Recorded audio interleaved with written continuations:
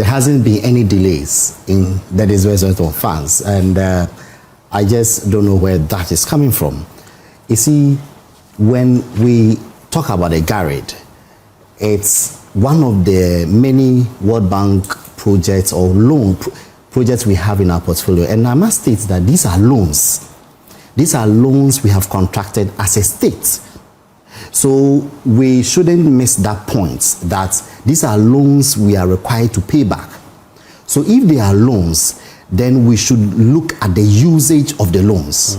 You see, let me give you an example. There was a general trend when we took over in 2025 where loans were applied in ways which lead much to be desired. For example, there was a project called the Ghana Economic Transformation Project, GETS. Almost $1 billion Ghana cedis was spent on traveling in 2024. 1 year alone, $1 billion Ghana cedis. To travel? To travel. It's a World Bank project. To travel, almost $1 billion Ghana cedis. I mean, for a government who for 8 years, couldn't boast of one completed district hospital, which will cost about between $30 to $40 million. Roughly, to use $1 billion Ghana cedis to travel in 1 year, it was a bit troubling. So when President Mahama in March 2025 set up that flood committee, he directed the finance minister to back it with resources. Resources being this garage facility. The figures are out there. $350 million projects. So far, $137 million has been drawn. Of the $137 million, nearly half of it went into COVID expenditure, was redirected to COVID. $65 million.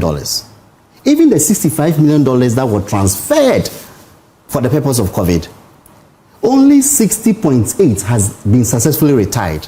About $4.2 million remains unretired. About $4.2 million remains unretired. COVID was an emergency, so there's a justification to misapply the funds for that purpose? There was no justification for that. COVID was an emergency. You remember President Mahama in the first term had built about $300 million of stabilization fund. It was drawn down. There was a rapid support facility which was taken from the IMF. There was the Africa Development Bank facilities. So COVID was actually one of the reasons we had the debt crisis, because it was almost as a ruse to claim more resources. And these resources were not grants. So break it down for me. How much exactly do you say was diverted to COVID? $65 million. $65 million? Yes. Do you understand now specifically what COVID activities were funded with that $65 million? Do you understand that now? Do we know? Evans, COVID activities that were funded, some of them too, you wouldn't be happy hearing some of the activities that were funded with the COVID.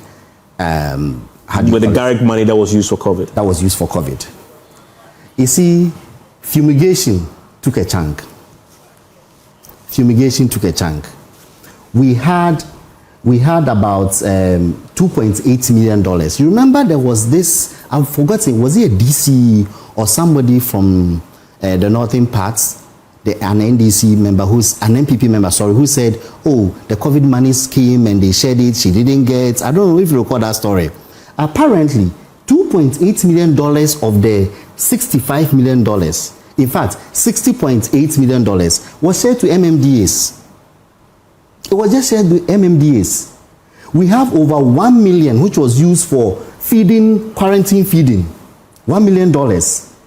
And of all this, what actually perplexes me is that there was something that was described as support for COVID-19 activities. We don't know what that is. How much was spent on Nearly $3 million. So I can go on and on. Support for COVID-19 activities. Amorphously described. You don't know what activity itself. But a chunk of their money went into fumigation. Which fumigation, later came out that it wasn't really effective. Whether it was even done is another discussion we can have. So the way the monies were spent, any finance minister or any president worth his salt will not sit for such criminality to be perpetuated on the state. Because remember, you see, let's bring this home. The debt crisis we had, the economic crisis we had was as a result of the debt crisis. And our debt was unsustainable because of some of these loans we had taken. So if these loans were taken and they were not used for the intended purpose, then it required, or it behoves us that after we took over, we just pause and reflect, see what the loans were being used for, and then redirect it to what they should be used for. That is all we did.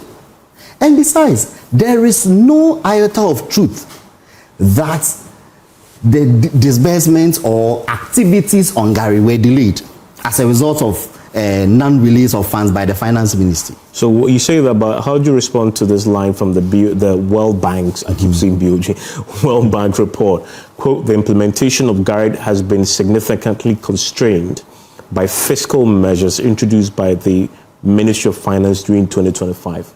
How do you respond to that? So if you listen, they were careful to say fiscal measured. Yeah. They say constrained. Constrained. Constrained. You see, by fiscal measures. Fiscal measures. You see, the fiscal measures were discussions we're having with them to ensure that we redirect the funds to their intended purpose. We couldn't have, in all honesty and in all conscience, continued disbursing monies taken in the name of the taxpayer for which our children will pay for. In the same way, we couldn't. We wanted to ensure that the monies went into the intended purpose. And that's exactly what we did. You see, between 2019 to 2024, about $103 million had been drawn down, had been expended. Between 2019, which is what I showed. Yes, 2019 to 2024. Okay. About 103 million had been expended. Of that, only about 11 million went into actual flood mitigation. The rest were training. Let's bring this down. You're saying more than 100 million. Yeah. Disbursed between 2019 and 2024. Yes. And only about 11 million actually went to flood mitigation. 11.4 to be precise. Went into the activities of flood mitigation. I told you about the $65 million which was used for COVID, right? Yeah. And there is $22.1 million which was used for training. You have the Excel sheet. You can tabulate the number of training. You just give highlights. Yeah, I saw. I mentioned some of them because it's quite a bulky document. They 500,000 training at Aqua Safari, etc. Which the question is whether that was related to directly to the. Your guess is as good as mine. $7.9 million was spent on consultancies.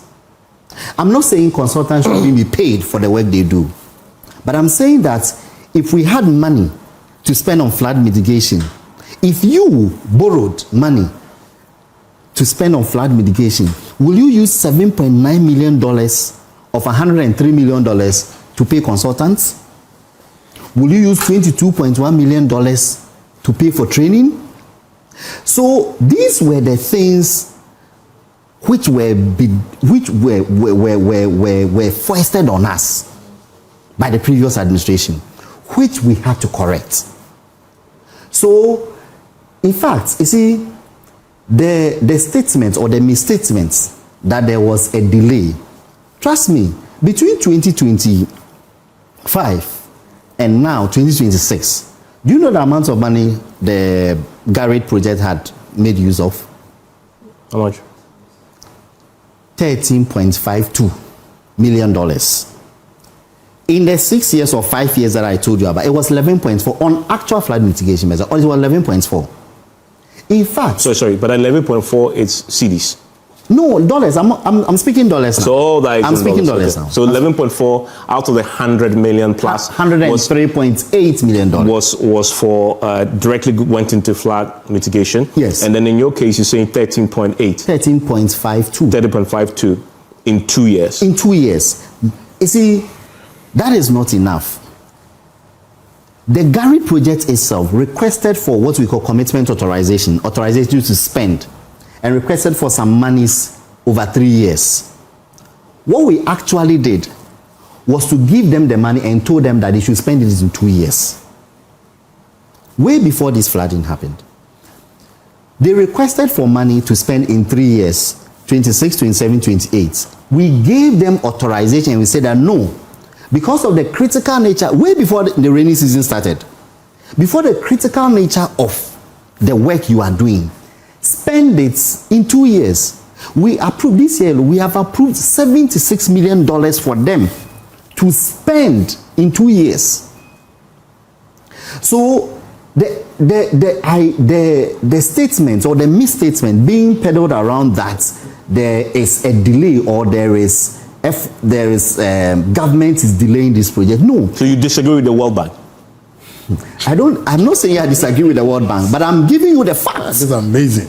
I'm giving you the facts. I'm giving you the facts. I'm giving you the facts as it is. The World Bank was very careful in the usage of their. They never use the word delay. Yeah. They never use the word delay. You see, what it is that these are things we were to ensure that the taxpayers' money is used for what it was meant for. $76 million to be spent in how do you call it, in 2 years. It has never happened before. Recall 103. How much was spent? 11.4. And we in 2 years alone, you have spent 30. We have made available 13.5 directly to flood mitigation. Directly. Okay. Directly. So it is very, very. I don't want to use the word mischievous, but the World Bank, the statement being attributed to the World Bank that they say there is delay and all those things. The World Bank, we meet them all the time. They told us that they never said it. They never said. So I don't know what that misinterpretation is. What that misinterpretation is coming from. Before I bring him, because there are a few more questions. There's something I want to say. Okay.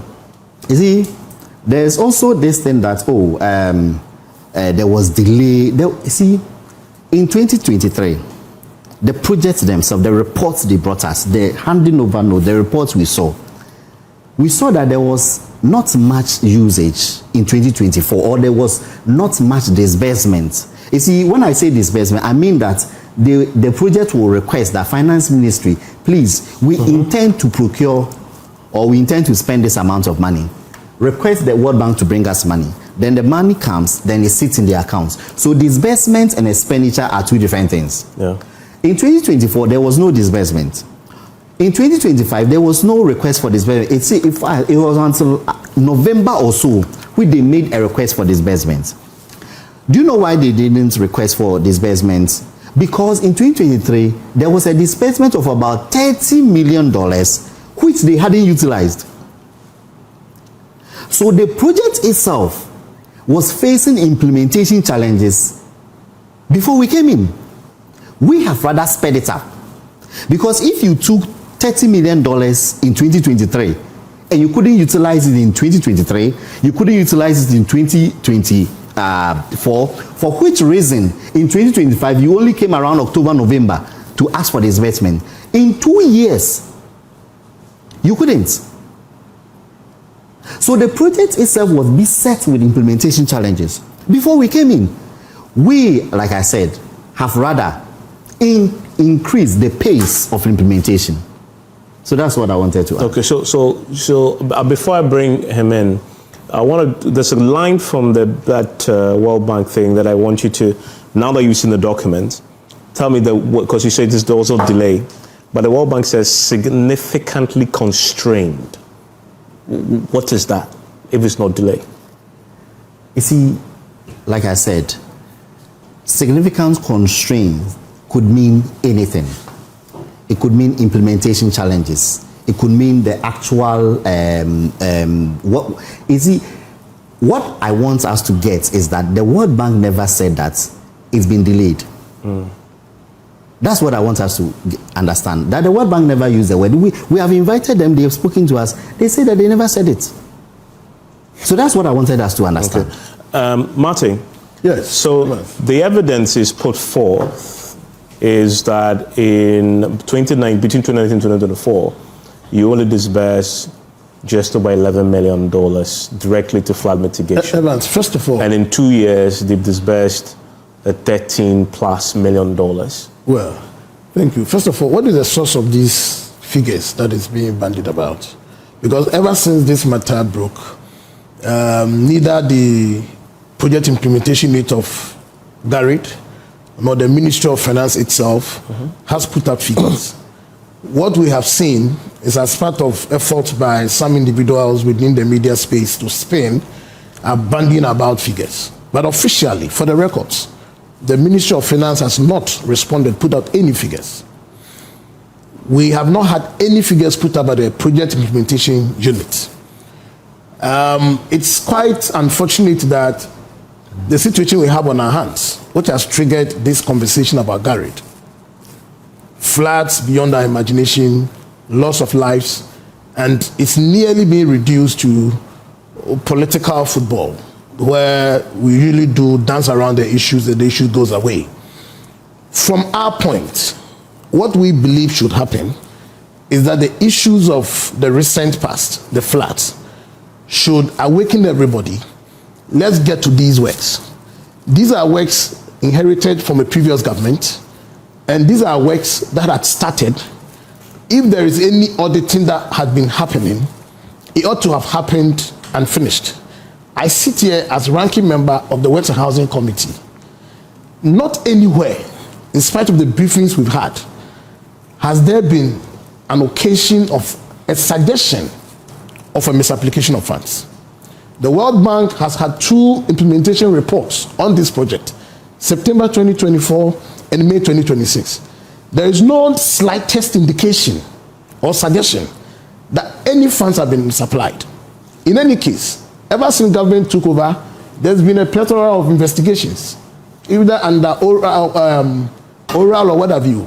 I'm yet to cite nor hear that there is any misapplication of funds under this project. Did you or did you not use part of the Garrett funds for COVID? I'll come to that. If anybody has studied the Garrett project, they must know that within the project, there is an emergency response component of it. The government at the time, with the clearance of the World Bank, agreed to apply 65 million under an emergency trigger. And with the agreement that in a subsequent request of additional 150 million, that 65 would be replaced. And it was so done. These are documentary facts.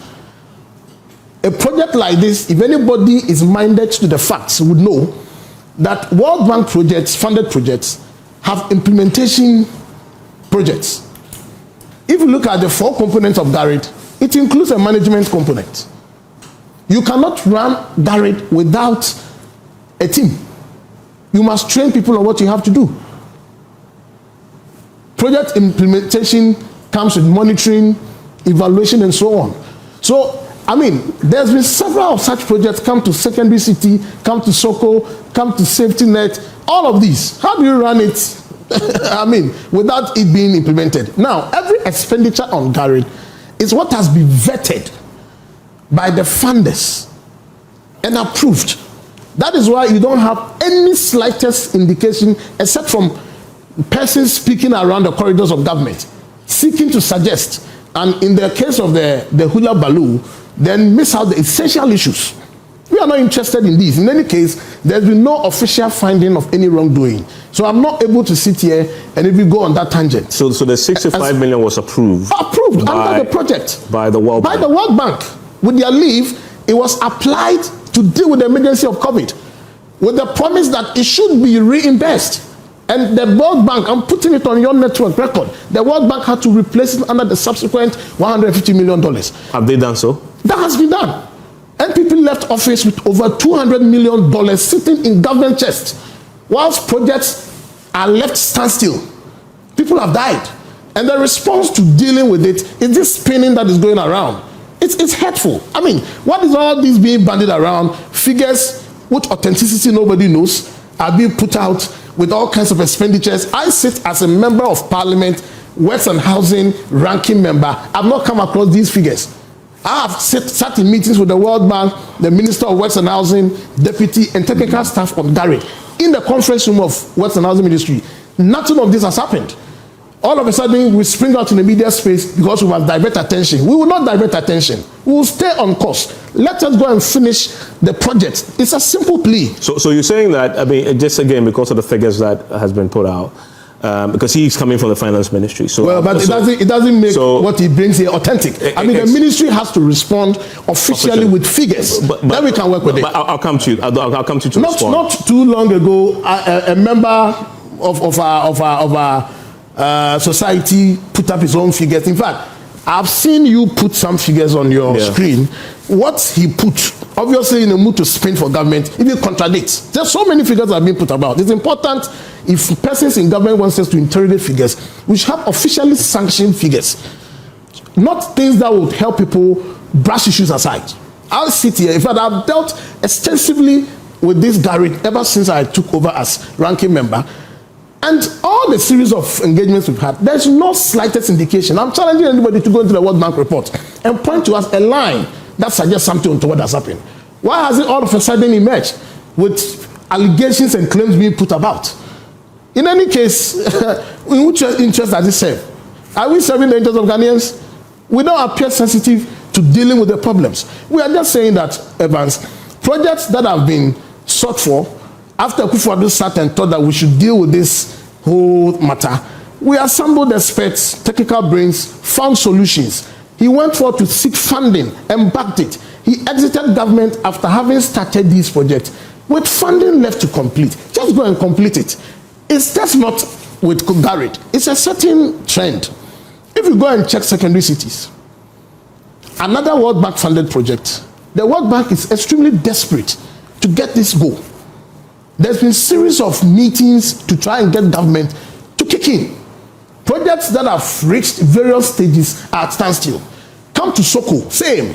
And all of these were inherited with funds available for completion. It is not happening. If anybody has conducted investigations from last year to now, and there's anything wrong with Garrett, go after the people. Enough of the lip service. We are tired. Go and arrest them.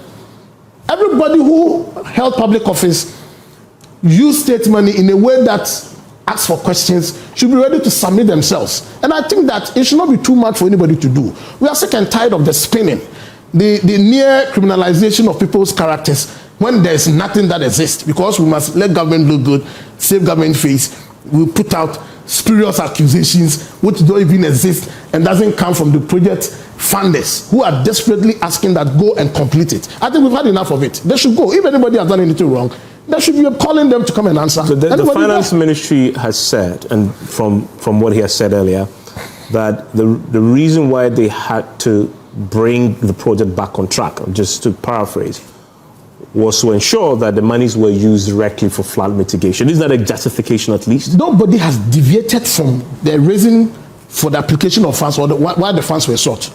Evans, I'm saying to you, let anybody produce any report that suggests, for one reason or the other, there was a deviation from the primary goal of the project, and the Minister of Finance undertook an exercise to bring it back. Nothing of the sort exists. You only find it in claims. In fact, I'll just conclude. In fact, the projects have not stopped.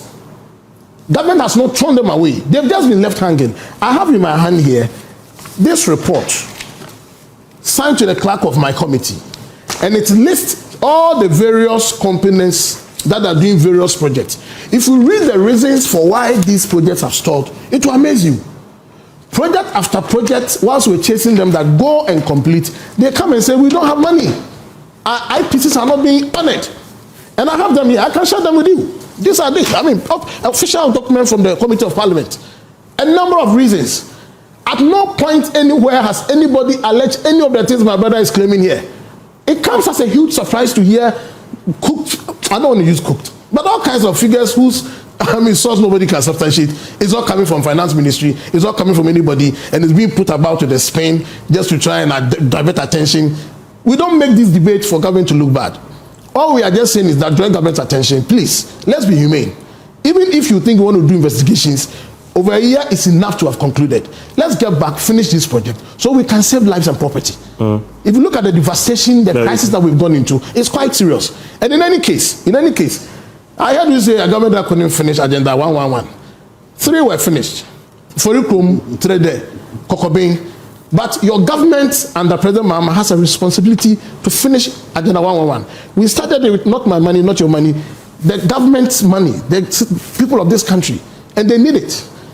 Imagine completion as the president promised during the campaign that if he takes over, whatever projects he inherits, he's going to finish them.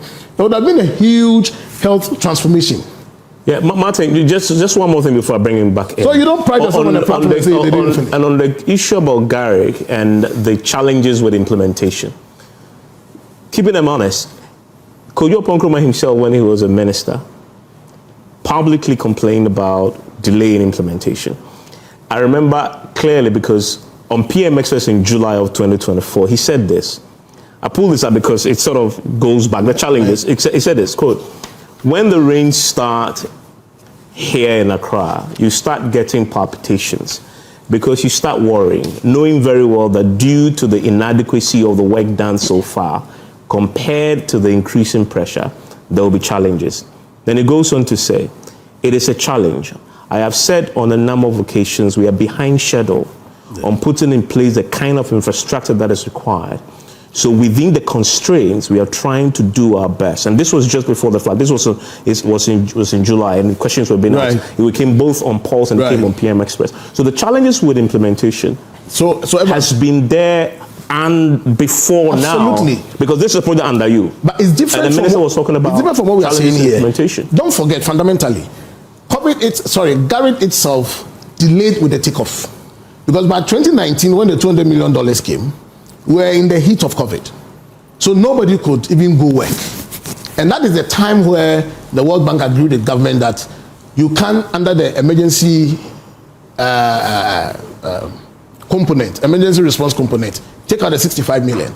Now, when we got the funds and when the project actually started after COVID, nearly 2 years had gone. So clearly there was a delay, no doubt. If you look at the report I just sought to show you, which was served on us at Parliament for Ministry of Works announcement officially, various reasons are adduced by contractors for why they had not taken off. They talked about incessant rain. They talk about interferences on site. In fact, some of the dredging works that were being done within the Odo, when they take out the debris, where to even place them becomes a problem. So you get these few challenges. At the committee level, we thought we would not have anything than go back to work. These challenges notwithstanding, you ought to have done your feasibility studies on the project. You know what goes into it.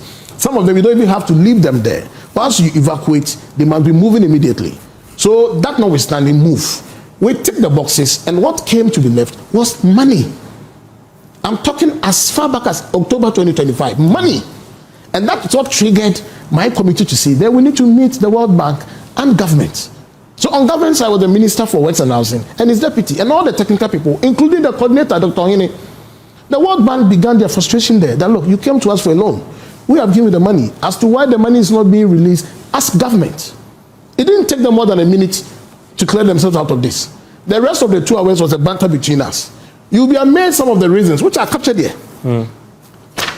Technical staff on the project told us that they are faced with attacks from criminals who have invaded some of the sites, weed smokers and what have you, and they wield offensive weapons, including guns, and they are unable to ward them off. So they were planning to find a compensation. Then I was like, come on, somebody goes as a squatter, an illegal occupant, and then he takes up arms against an officer of the state who wants to work. At that point, the person loses any any kindness rights to be there, I mean, of course. So please go move them out. The minutes are in the bosom of the ministry. They can. That was my insistence. It still never worked until some few months. We still said we need to call them back and see what we can do to get this going. And we are here where we are. Frederick, let me hear it comes to us as a surprise to hear that there were wrongful expenditure in the past. Who has flagged it for us wrongdoing? Let us know. Frederick. Sure. Evans, I don't think I ever used the word wrongful expenditure. I never used the word wrongful. You said that they were criminal expenditures. You mean the word criminal? I noted them here. So I've used the word criminal. So I said criminality being perpetrated on the state. How can you say because you see, if you took $350 million and you say that you are using it for flood mitigation, and you spend about $22 million of that, so far you had spent $103 million, and nearly 70% of it, in fact 89% of it, was on other things other than flood mitigation. It was to say the least a bit criminal on our part. Now he's questioning where we are getting the figures. Every World Bank project produce what we call interim financial reports at the end of every year. So at the end of every year, they produce their reports. They tell you how much they have spent, what they spent it on. They give you, excuse me, they do it for the year, and they do the cumulative. So we have all those reports up to the end of 2025. So the reports are there, which they submit to the finance ministry every year, at the end of every year, or at the beginning of the ensuing year. Now, that is the source of the report. He said finance ministry hasn't issued any official statement. The official statement is that you've invited the finance ministry to parliament, so the official statement will be made before you too. It was supposed to have happened last week, but it will be made before. You done when? You reschedule them to tomorrow, so it will be done before you. No, tomorrow. At the committee level or in parliament. No, I'm just. My committee is parliament. No, but this meeting doesn't include them. The meeting on tomorrow doesn't include them. It doesn't include finance. Yes, it doesn't. That's what I'm trying to ask. Seek better particulars. It doesn't include them. Just check. It doesn't. So what I'm saying is that. So you can say that the finance ministry will be briefing parliament. Will be briefing parliament. What I'm saying so is they'll get an official response. Okay. In 2023, I told you something that 30 million was disbursed. 30 million was disbursed to the project which they couldn't utilize, and it buttresses what I said. Kujon buttresses me that you know what.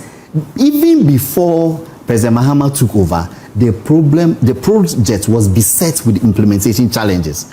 What we have rather done is to refocus it and make it a bit more nimble.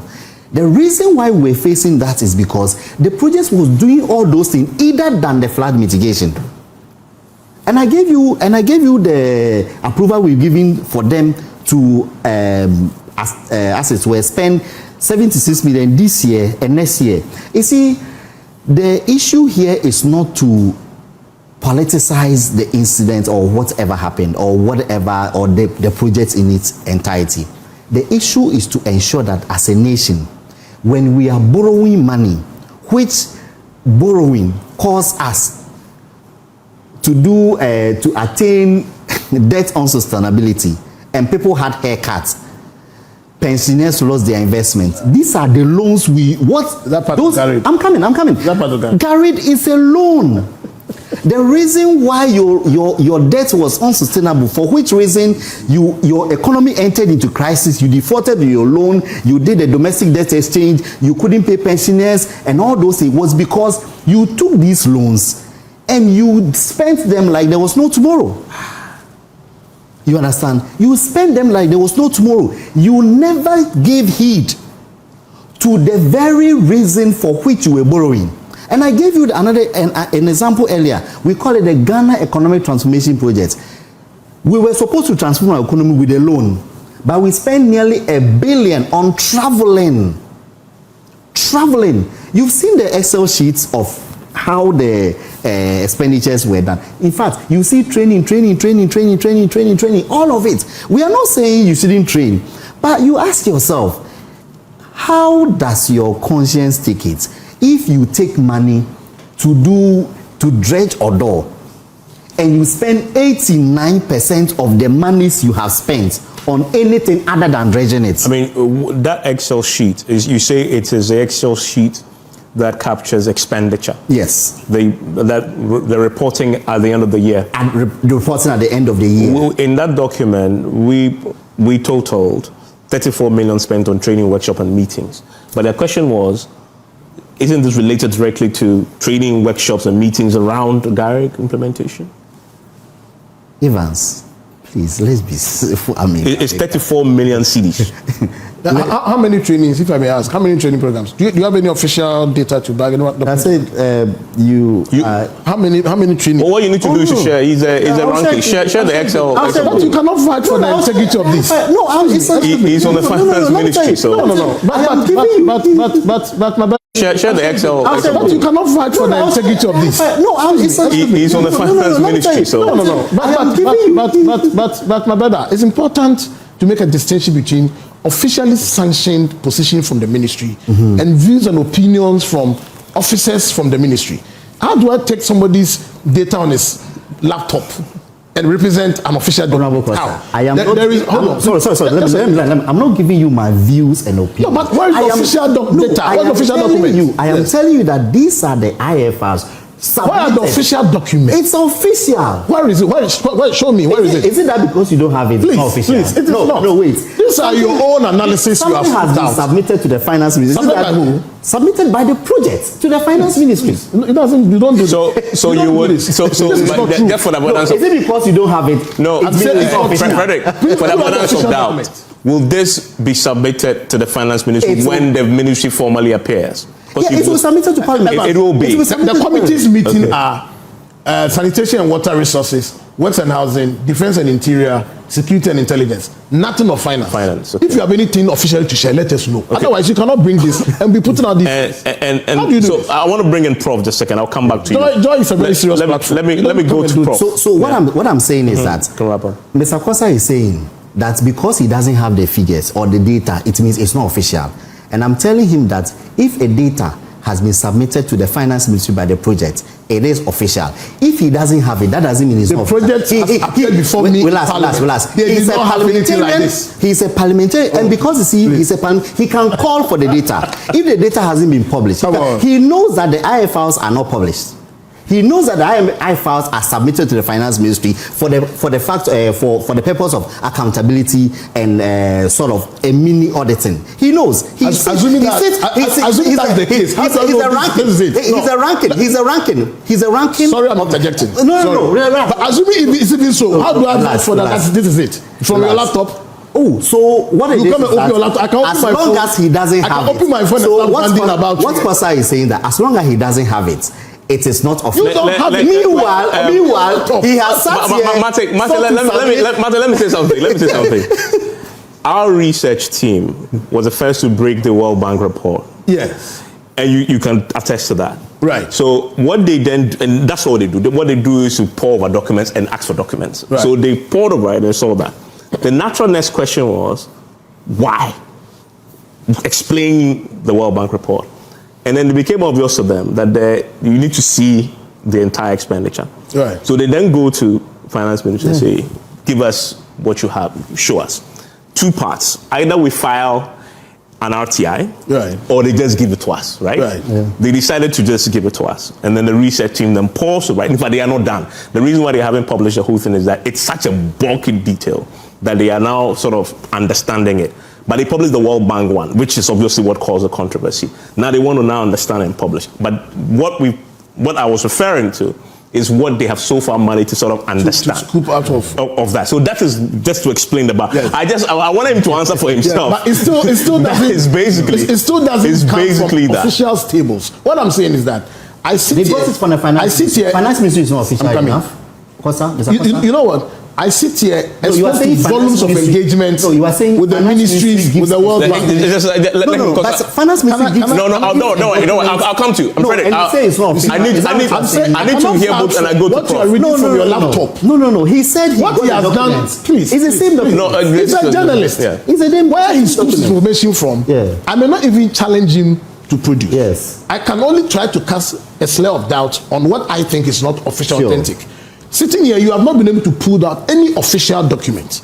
If you feel it exists, no problem. You know the appropriate channels to do that. Of course. And I'm entitled to question what you are reading from your laptop, which for me, I understand because the details are uncomfortable. The details are uncomfortable. I've had forums of engagement with the World Bank. And they haven't shown you this? Nothing of the sort. That's right. Again, I'm saying, if in the reports or figures is reading, if there is any slight, look, if you know how these projects run, the World Bank does it in tandem with the supervisory ministries. I have sat as a minister, implemented various World Bank projects, secondary city and so on. There are periodic meetings. I mean, whatever is happening is under strict scrutiny and monitoring. You do not come and sit here and say people had training, therefore I have a problem with it. They bought vehicles, I have a problem with it. And you are not even telling me with official... Okay. Let me hear him now. Prof has been aligned finally, sure, yes. Sure. What I'm saying is that, you see, Mr. Kosa, you've been in this public space for a long time. What the journalist is telling you that he got the data from the finance. Don't run to the journalist. I'm coming. Speak to your figures. Let me to your data. No. I like to answer. I want to hear Prof. I want to hear Prof. You take a cover from no, I want to hear to your laptop. What the journalist tell you that he got the data from the finance ministry, and I'm telling you that the data the finance ministry gave the journalist is the data I am. Is this from the finance ministry? Yeah, I am from the finance ministry, and I'm telling you that this is. You have any proof of it? Of course, I have. Except to say it's from your laptop. No, I have proof of it. So what is the proof? I've told you. Okay, gentlemen, it's okay. Let me hear from Prof. Martin, see. Let me, Prof. No, but how does this become? Gentlemen, allow me to hear Prof, who's been quietly listening in. Because there's no logo. Okay, gentlemen, hold on for a second. Professor Bokwing, I thank you for your patience, but I wanted to first hear the details fleshed out from both sides before I come to you. What's your take on this controversy, which really is the primary means through which we had said we're going to deal with the flooding problem and the financing issues that has emerged from both the World Bank report, Finance Ministry, and of course the minorities' own questioning? It's unfortunate. And sometimes how politicians talk about these things when human life is involved. People have died. People have lost their livelihoods. I mean, of course, we have not heard of any senior government official who has lost anything in this flood, whether current or former. I mean, we have not heard anything like that. I mean, it's the loss of Ghanaians, ordinary people, poor Ghanaians, who probably cannot afford to be at the higher end of society, because they have not had opportunity to probably steal like others have done, and all of that. So it's their loss. It's the loss of Ghanaians. Evans, I have also gone through the document you have. I have it. Okay. I have also gone through it. Yes. Actually, I'm not done because it is very, very bulky. Indeed, yeah. The recent team told me that I can say, it's quite huge. Yes. Yeah. I mean, what I can say, and Ghanaians should forgive me if I get it wrong, is that I don't think that this project was designed to be successful from the way it started and how the initial disbursements have gone. Evans, if you look at when the project started and when we declared that COVID was finally over, it's been a while now, hasn't it? Yes. It's been a while now. So if we had serious government and we were mindful about protecting lives and livelihoods, I think this shouldn't be the content of our discussion 2026. This shouldn't be. Look, and if you examine, clearly there's no difference when the rain came, the intervention areas versus non-intervention areas. Evans, there was no difference. Did you see any difference? I mean, did you see any impact that the project has had? No, on the evidence of what we saw, on the evidence of what we saw recently, no. Yes. But the projects are not completed. Yeah. None is completed. So Evans, what are we talking about here? And here, I think that the World Bank also ought to take some blame in how they designed their program and all of that. Of course, they are a bank. As long as the loan is disbursed, whether it is used optimally for the intended purpose or so, Ghana government is there to pay back the loan. They will lend again and all of that. This is our loss. But of course, should we blame the World Bank? We should be blaming ourselves. What have they lost in this? It's Ghana that has lost. Poor people who couldn't help themselves. They have lost something. Just look at so far how much has been disbursed and how quickly that has gone into consultancy and other related areas. Just look at that. And how much has actually gone to the ground where the ordinary Ghanaian will feel it. You check. Evans, there is some level of delay in this. And it's not peculiar. It's not peculiar to only this government. Even you will notice that in this country, anytime there's a regime change, is that okay? A new government takes over, you check the data. It's not just only this one.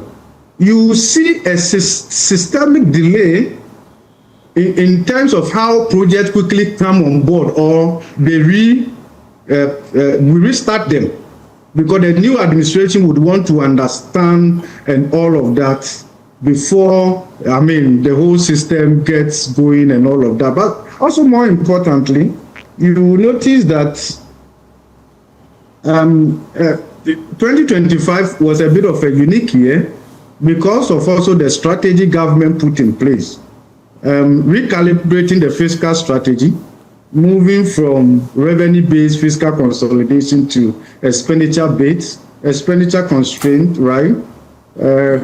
The process to get commitment authorization and all of that, and then also the shock therapy in terms of reducing gross government financing is that, and putting all these mechanisms in place and given the experience that we've had in the time past. I'm also tempted to give the Minister of Finance some benefit of that, because if you look at how some of these disbursements have been made and how they've been utilized, Evans, you will be concerned, especially given that it's a loan. Is that okay? So how to marry this or manage these shortcomings, deficiencies, versus speed, that lives have to be protected, livelihoods have to be protected, and all of that. I think those are things that we can also talk about and all of that. And you can see the World Bank report diplomatically talking about the fact that the fiscal the project was also constrained by the fiscal measures government put in place and all of that. Certainly they would want to understand. And it may take us a while to actually understand how some of these funds have been utilized and all of that. You've been going through the document and all of that, okay? So this is typical of Ghana. It's not the only project. If you take time to examine a number of World Bank projects in this country, Evans, and you look at even some of the projects that the World Bank has okayed it, that implemented, and what is on the ground, Evans, you will feel sorry for this country. And that's why I'm saying that the World Bank itself should take another look at how it operates in some of these countries. It's not only in Ghana and the rest of them. Okay, so those are quite clear and all of that. Remember, these are loans that we have to pay at the end of the day. Remember that when we went through the recent debt restructuring, the multilateral institutions, including the World Bank, the IMF, the African Development Bank, decided to exclude their debt from the universe of bonds to be excluded, because they consider themselves banks of last resort. So their debt were not respected. We had to pay, and the rest of them. So it is typical of Ghana. Evans, we take loans, and we have very little to show for on the ground. Roughly, by the time we are done with some of these things, close to 30 to 40% of the funds may not go directly in the project. Of course, we know that the management aspect and the consultancy and the rest of them, but Evans, you just have to look at some of these things critically, and you realize that yes, both the World Bank and Ghana government in all of these things really haven't done quite well, and it's unfortunate that it has to take this flat to expose all these things, right? We only have got to be thankful to that the rain probably has stopped and the rest of them. But look at Accra.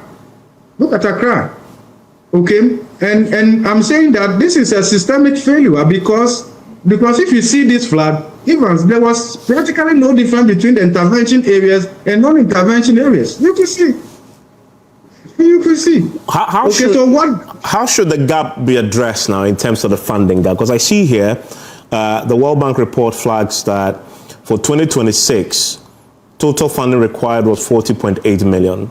Funding allocated by the Finance Ministry, 17.5 million. There's a shortfall of 23.3 million, right? How should the Finance Ministry approach this differently going forward, balancing the fiscal prudence measures with the speed that you require? Yes, so that is where I would suggest that the Ministry of Finance should take another look. Okay, so the finance function is both a control function and an enabler. So we need to manage the two quite carefully so that in our attempt to ensure higher value for money, we repurpose the project. It doesn't come along with significant delays and all of that. And remember that essentially, yes, I'm tempted to give the Minister of Finance the benefit of the doubt, because if you look at a lot of the measures it's had to put in place in 2025 and all of that is quite enormous. We are almost like starting from ground zero. Is that okay? And that is quite enormous. And there are different projects. I mean, Evans, there isn't any single project in this country we are managing with integrity, with Ghana in mind. Look at how we spend COVID-19 money. Evans, just take time and audit the loans we have taken under the Fourth Republic since 1993 and what we have used them for. Evans, you will wait for this country. Sometimes you feel like Ghanaians haven't been angry enough, and the politicians across the two parties come and talk here and there, but I'm not sure any of them was particularly affected in this flood. It's the ordinary Ghanaian who to speak for them. Evans, these are the real issues. Okay, take project after project. You know, Evans, sometimes when I don't have anything doing with my life, just look at Ghana's history. Look at the document, examine them. You wait for this country. If we continue like this, we will be unique to expect development to happen. Look, sometimes in some areas, spending has taken place. Disbursement, actual expenditure has taken place. But what do we have on the ground to show? Look, Eva, this is not a time to bring other things. If you examine roads in this country, Evans, roads from the budget, our road stock is huge. When you go on the ground, you don't see it. You don't see it. So those are the issues, and I think that going forward, we will need to speed up on the implementation. Remember, the more it delays, it has cost overruns and the rest of them. But I also think that clearly, if you look at when this project was approved, part of the money earmarked for COVID and all of that, and when this country officially declared that we had conquered COVID, and to even up to the end of 2024, and where the project implementation was, and after this government took over, clearly, I mean, we only have Ghana government to blame for this. Let me come back to the studio, to that question, because I'll come back to you, Martin, I'll come back to you in just a second. The World Bank report, that same question I asked him, flags the 2026 shortfall, the gap of 23.3 that must still be released. When will that go? I told you, as we speak, the approval we have given the project to spend this year and next year is $76 million. Okay. So everything that you need to disburse? Everything that they need to disburse has been catered for. Okay. Everything that has to be disbursed has been catered for. Remember, I told you that they themselves requested to spend the money over 3 years.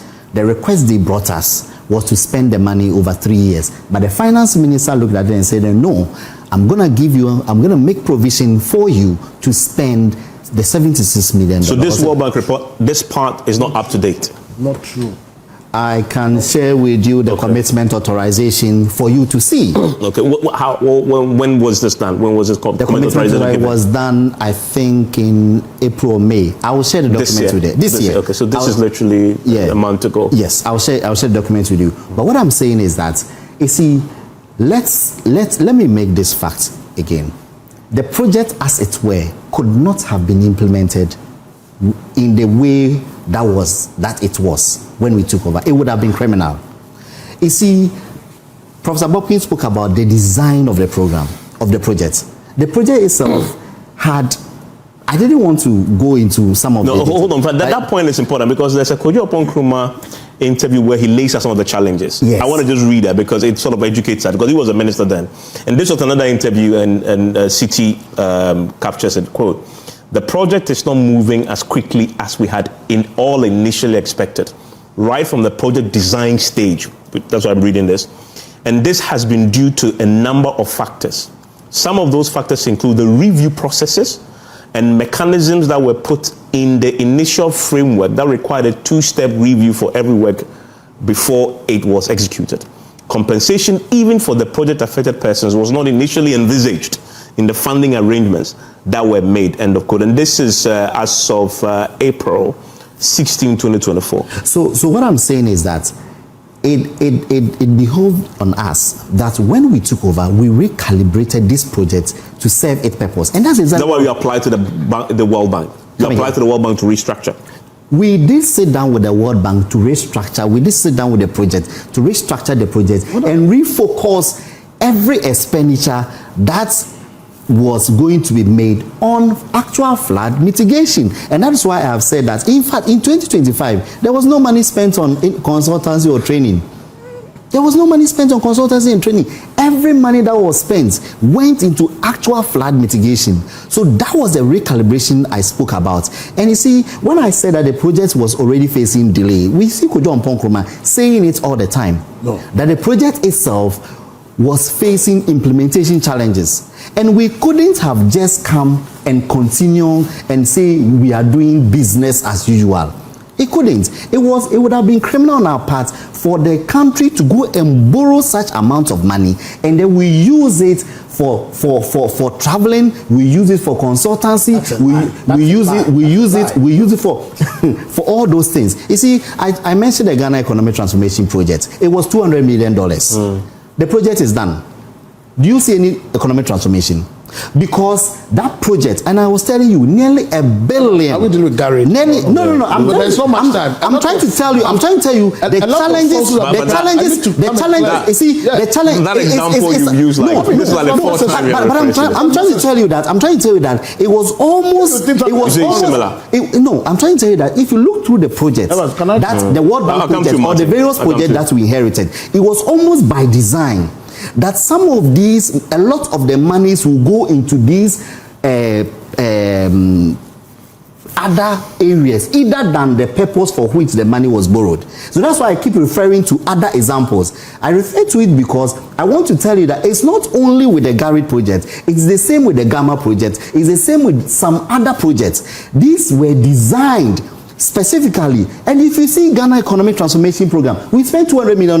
What economic transformation do you let's just like sit down. Let me come to Martin. It's important to clarify a few. A lot of falsehoods have been peddled, and it's important that for the integrity of this program, we put it in perspective.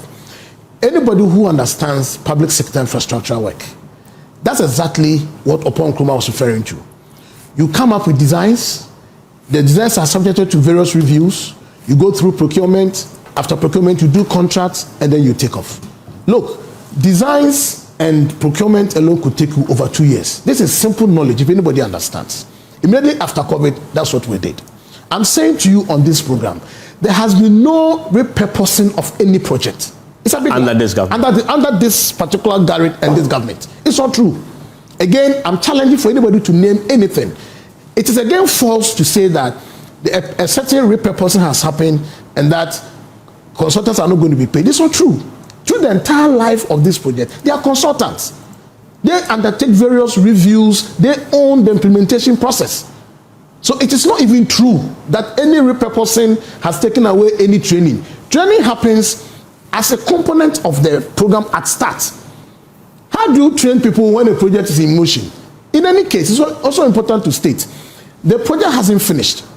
When all the designs, procurements, contract arrangements finished, work started.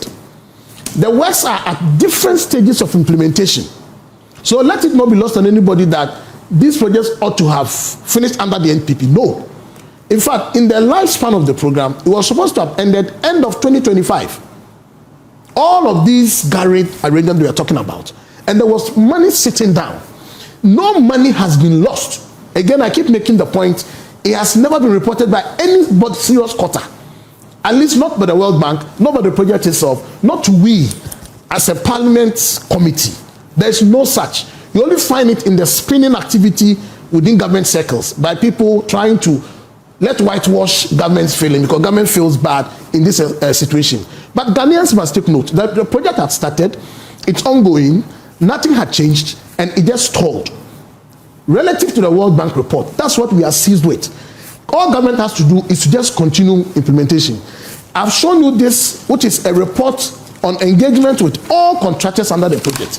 When they came, they gave reasons as to why they've stalled.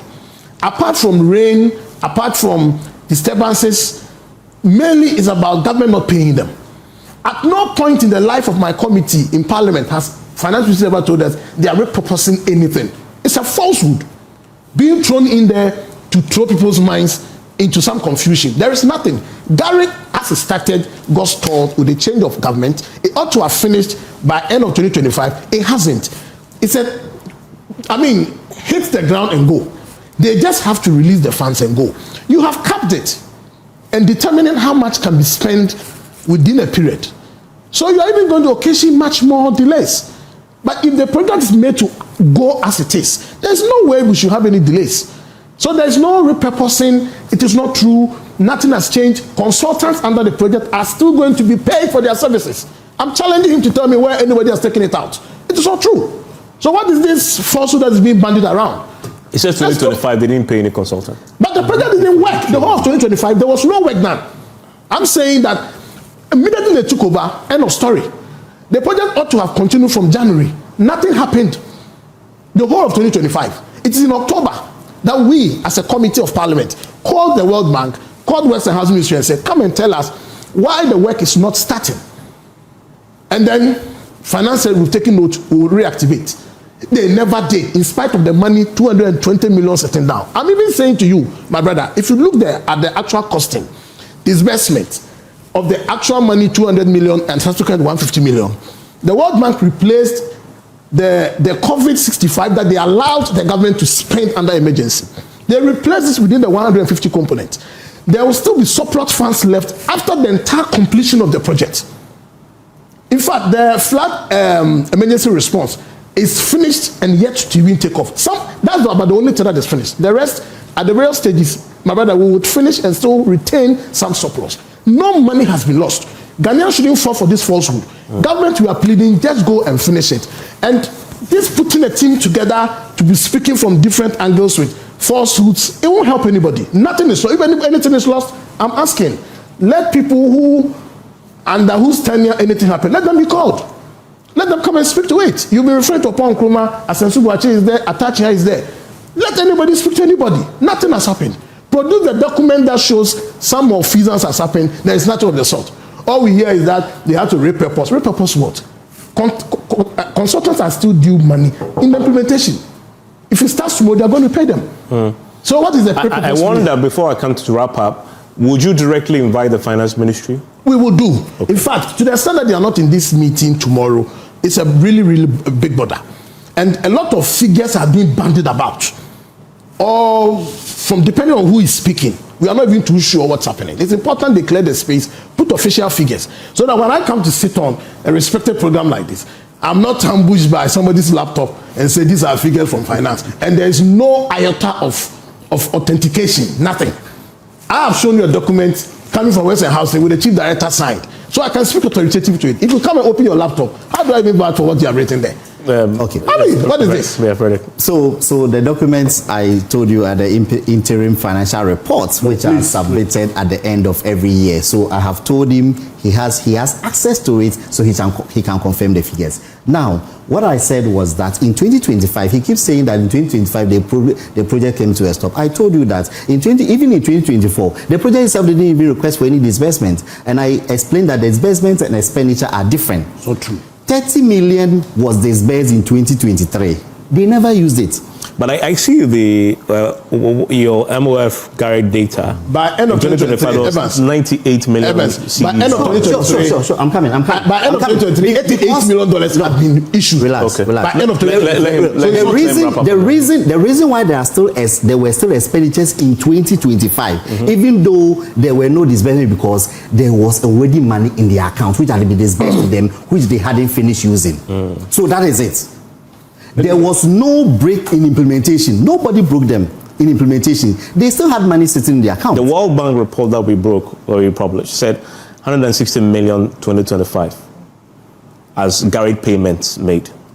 So that's why I was telling you is what I was telling you is that even though there were no disbursements, disbursement meaning that maybe World Bank didn't add additional money. But there was were money payments. there. Okay. Yeah, that was, it comes as a payment. Exactly. So that's why I was trying to explain. Investment doesn't mean that it's not true. Relative to this purpose, when it comes to investment, you are talking about from the project. No. It's not from World Bank. The withdrawal disbursements are the monies World Bank gives. No, but the World Bank report described payments of 160 million in 2025. So there were payments. As from the beginning. No.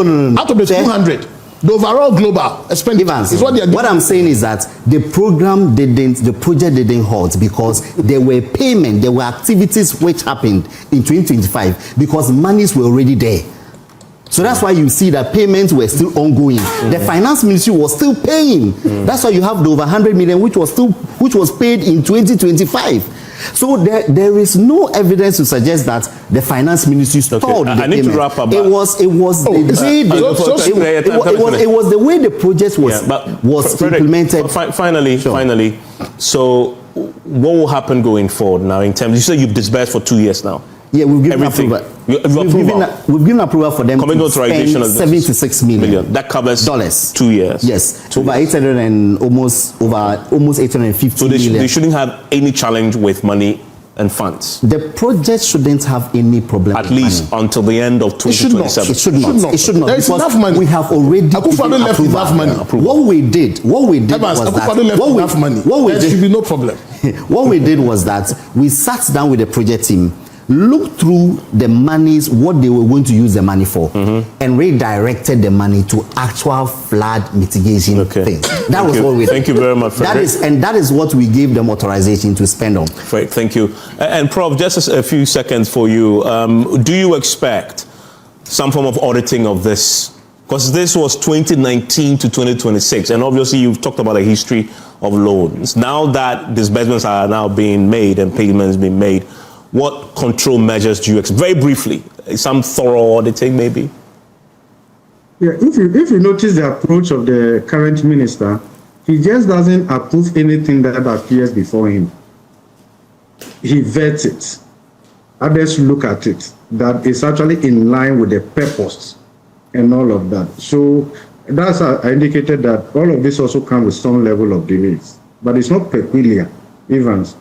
You will notice that in this country, anytime there's a regime change, within the 8-year cycle, you see some of these delays and all of that. And I think, Evans, I've raised these issues on either on this platform or so that a few times, we are a bit below when it comes to actual disbursement of payment and all of that. And this may affect us going forward. All of that may also come because of the measures they are putting in place to ensure higher value for money, that any request that is made can be attributable to the project and all of that. And I suspect that a similar thing may be happening in other ministries and departments where some level of delays may be seen and all of that. You may also see this, Evans, in overall government budget execution, because if you look at the first quarter budget execution, government is operating just around 73%, of the entire payment and all of that, EMR for first quarter and all of that. I think going forward, we have to improve on many of this. But Evans, the bigger issue is that this is a systemic failure. I'm asking you, Evans, we didn't really see any material difference between the Garrick project areas and the non-Garrick project areas where it's flooded. Okay, Evans, let me finally say this. And my recommendation to government is that the PCI, the policy coordination instrument they've signed onto post-IMF program exit will not be enough. I have not seen all the reforms, but government, given all this evidence, coastal erosion, climate change, environmental degradation, this is the time to go for the IMF's climate and resilient facility. We need to do that quite quickly. Okay. Because if you look at the scale of this flood, it's beyond our fiscal space. We need to admit, the only comfort we've had is that the rain hasn't probably come like the way some forecasts have suggested and all of that, okay? So this is beyond our fiscal capacity. We don't have the fiscal space. So we need to act now. Any delay will be more costly going forward. And I've indicated this, I think, on one of your morning show or so, that we need to, in addition to the PCI, go for the resilient and climate and resilient facility of the IMF. The benefits are there. and all of that, so that we'll be able to respond to this climate, coastal, environmental degradation, and all of that. Okay? So there's too much suffering in the system. Prof, I'm grateful. Thank you very much, Frederick and Martin. Thank you. Let's try and talk about what is happening in Ghana. Major is the Accra floods. I mean, is that a natural disaster? Is it man-made? What brought it about? How can we deal with the matter? I mean, when you're talking about these issues, one man in terms of land, whose name rings a bell in all corners of this country, has to be the man who has been put in charge of state lands, the man who's guarding state lands on behalf of the state. An individual. He's a businessman, he's a philanthropist, he is, I mean, there's a word I don't want to use, but we'll come to that, you know. And for him, this month, I am told, he will be graduating with a PhD in population studies. So a name when you hear, you will think that, oh, it's just about business or some other issues that you hear about in this country. But apparently he is also learning so hard, and he's about to be awarded a PhD. I'm talking about none other than the man, Clemens Jato. Well, the name rings a bell, right? We have him here. Let's go straight into it with him. I hope you're well. Yep. Okay, before I get into my main matter, why are you a land guard? Are you a land guard or you are a land protectionist or what? That term, I don't think, in its negative sense, then I'm not a land guard. Okay. Because land guard, we're talking about groups with arms that take land from legitimate people forcefully. Yeah. If that is it, then I'm not a land guard. But if you're talking about protecting state interest in lands, what the state acquired, pre-colonial, colonial administration, and current, what they've acquired for public use, if you say protecting it, then I'm guarding that land. Interesting, okay. Now let's come back to our main issue, Accra floods. I mean, this happens regularly. Every year we are not spared about floods in Accra. Is it man-made? Is it a disaster? Or is it about, poor land governance that we have in Ghana? What is it? Thank you. Everywhere in the world, there is no single country that has not had issues of flood. I mean, magnitude on a scale, some people have had death tolls that goes into thousands of casualties. So it is not new, and we are not spared as a country. So in a way, you can classify it as a natural disaster, but having some element of human effect or cause by human. So that, I mean, for me, that is how I'll put the two together. Yeah, and then we can elaborate that on that one as we go on into the interview. Okay, so let's look at what happened recently. Monday, serious flood. Now, as we speak, they are putting the death toll at 13. Several people impacted. What, from your experience, can you say is what has led us where we are today? I want to be factual. My brother, for the past 10 years or 8 years, Accra itself hasn't got a designated place for dumping refuge. There is no dumping site in Accra created by the state, that the state intentionally create maybe a dumping site for refuse. We have Pong. No. Pong, you're looking at proximity. Okay. Pong has been stopped. Part of Pong was stopped somewhere in 2018 because the landowners were fighting over the land. So you still have portion of Pong that takes refuse. But are you going to dump refuse from Achimota, send refuse from Achimota to Pong? How are you going to do it? So I feel the basic thing is where our refuse go when we create them. We are creating thousands of tons of refuse on a daily basis. Where does it go? That should be the basic question to this whole had thing. his facilities, which were taking them, and we didn't have issues. We didn't have issues when Zoom Lions was taking refuge. Is that right? Yeah. Are you saying when Zoom Lion was taking refuge, we didn't have floods? We have floods, but not to this magnitude. Then someone will argue that the rainfall pattern when Zoom Lion was taking refuge was not, the magnitude was not this much. Okay. I don't want us to go into the figures. Okay. It will not help us. And we are not blaming anybody. But all we are saying is that we have basic problems as local governance in our local governance system. We have basic problems. Number one, my brother, we don't have food markets. All our food finds their way into Kaneshi Market, Agbogboshi, or Makola. All our food items, which is wrong. A food market should be at the outskirts of the city. Then retailers can go and buy and bring and put on table for retail purposes. When I bring bananas or oranges to the center of Accra to sell, and I'm not able to sell all, and it gets rotten, do you think I will pay money for it to be thrown away again? So I'll leave it there or push it into gutter. That is what happens.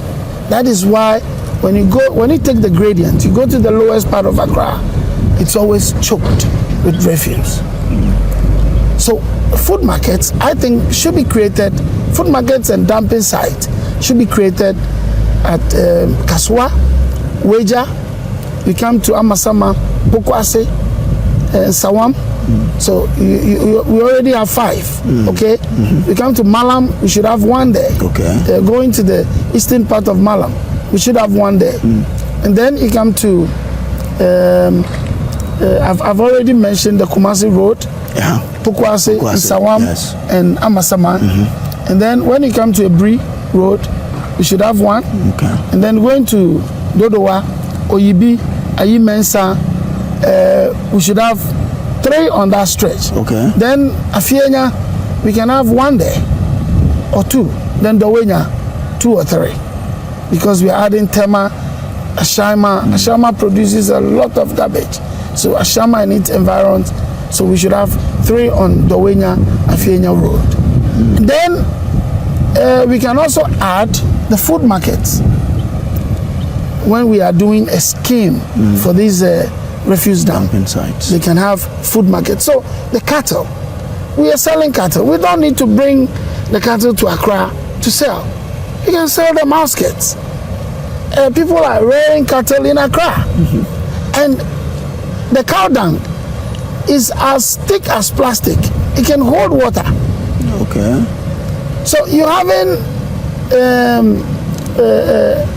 what we call the animal ranches in the center of the city. People are operating ranches in the center of the city. Where does the cow dung go? When it rains, it will choke gutters. Yeah. And the refuse we are collecting, these tricycle operators, Aboboya, when they carry the refuse, where do they take it to? How is the assembly connected with them? What contract do they have? Do they have a dumping site? Is the assembly making sure when the refuse is carried from their municipality is taken to the dumping site? I think all these things should be followed up so that we have there's some consistency in refuse management. I think that is one aspect. So the food market, creation of food market, because they choke our gutters. Creation of dumping sites, very, very crucial for a cleaner city. If we really want Accra to be clean, when I hear people talking about the capital city must be clean, I mean, How are you going to clean it when you don't have a refuse dump? But do we have lands for that? There are lands. Really? I've told you time and again that the entire Greater Accra government owns over 70% of the land, the state. So there are so there are lands at the places you mentioned? There are lands at all the places I've mentioned that are state lands that we can use for these dumping sites and food markets. But the way the population is growing and we need lands for people to live, you think that these sites you're talking about, these lands you're talking about, are still suitable for us to turn them into dumping sites? Dumping sites, I don't know how you're looking at it. Don't go to the traditional dumping site. Yes, I'm not. We might not even go into recycling to say, but we can go into separation of refuse. Okay. We cannot do that in our homes for now. Reality, we cannot have 4 dustbins at home where you put plastic bottles and organic waste. We cannot have that. Government isn't clothed with that liquid. The government hasn't got that liquid to go into providing dustbins, about 4 dustbins for one home. If you calculate it, it's not going to be a small money. So you can put all the refuse in one dustbin, but when it gets to the dumping site, there should be workers that will do the separation. When separation is done, you can have cottage industries at the dumping site to recycle bottles and what have you into other useful or usable items. Okay. Yes. Okay. Now let's talk about still land matter. We know that the state has some specialized places that they've conserved or preserved for, like Ramsar sites. We have one in Sakumono and other places. But over the years, you see some encroachment. Why are governments, past, present, not able to, protect these lands and ensure that people do not encroach? All right. So, I think... Because if you look at the flooding we have, yes, it's because people are building in areas where they should not be building. Exactly. I think Ramses are natural phenomenon. They were created naturally. Those, number one, are natural water catchment areas before they drip into the sea. So you have Ramses, you have lagoons. In Ramses and lagoons, there are special species of plants that can even hold dirt, so that water will be stored there and then it drips into the sea. Unfortunately, like you said, most of our Ramses and lagoons have been filled and have built on. Over the years, I would say political inexperience has caused these water bodies being filled and built on. We are not politically that positive towards these things. I think when I say politically positive, we tend to allow our people who encroach on Ramses to do it because probably he's an assemblyman, a minister, or a party chairman, or a party man. So, okay, and this is very bad. That is what, so most of our Ramses have estates that are owned by politicians. I mean, how can that happen elsewhere? Meanwhile, they are protected by international convention. So why should we allow Ramses to be taken over by real estate developers, making profit, whilst others lose? Motorway had never gotten flooded before, but in 2019, it happened. You remember? 4 people died on the motorway.